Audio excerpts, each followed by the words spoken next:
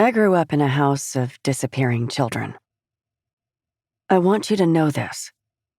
I need you to see how the infants spun through my world like carousel horses, fretful and untamed.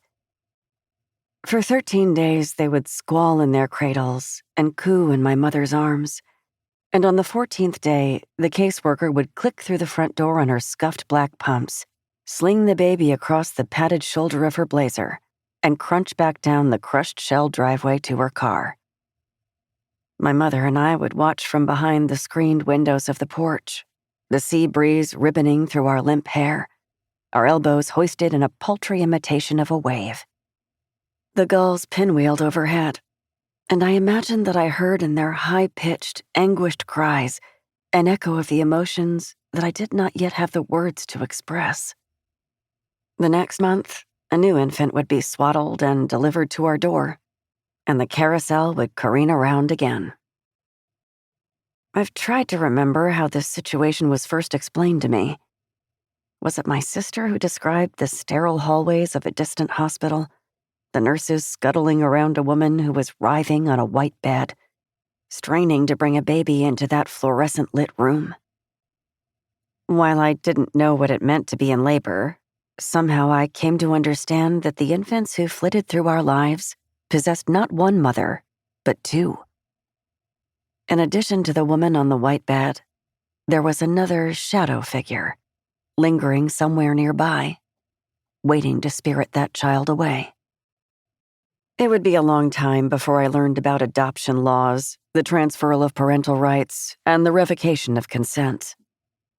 Back then, between the ages of 6 and 9, all I knew was that I adored those strangers' babies. I spent hundreds of hours combing their bald heads and humming fragments of invented lullabies, and when I ran out of those, rattling off the names of all the seashells I could recall. Coquinas, augurs, olives, whelks.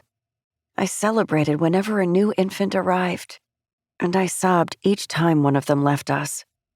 And I swore that when I was finally old enough to have a baby of my own, I'd never, ever let her go. Do you see what I mean? To figure out where I went wrong, I must tunnel back to the source. When I turned 18, I left the Carolina coast and drove 3 hours inland, through woods so lush that the emerald arms of branches wrapped around the highway. My second year in college, at a red brick state university that towered over a town of bungalows and barbecues, I declared myself an English major. I made friends out of novels, and I wrote long-winded essays in a corner booth of the cafe near my dorm. I analyzed centuries-old poems with the furious patience of a detective assigned to a cold case, scanning line after line while patrons nearby clinked their pint glasses together or dipped their sweet potato fries into bowls of lightly garliced mayo. It was during my final year, and a course on the history of the English language, that I became hooked on etymologies. How thrilling to trace a word back to its source, to shovel down through generations until you strike a root. You cannot understand a thing until you've memorized its nuances and transformations, until you've tracked it back to the beginning. The word origin is from the Latin originem, a commencement, a rise, a lineage, a birth. The stem oriri, to appear above the horizon, to become visible. In other words, if you can uncover an origin, the world brightens. You see more clearly. Something that was once invisible is revealed to you.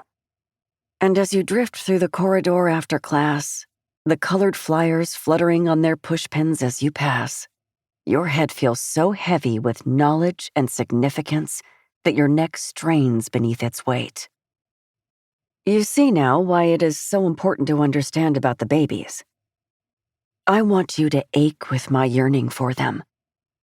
I want you to feel in your open palms, your empty arms, my hunger for a child of my own, and my fear, even then, that if I loved her too much, she would be taken from me.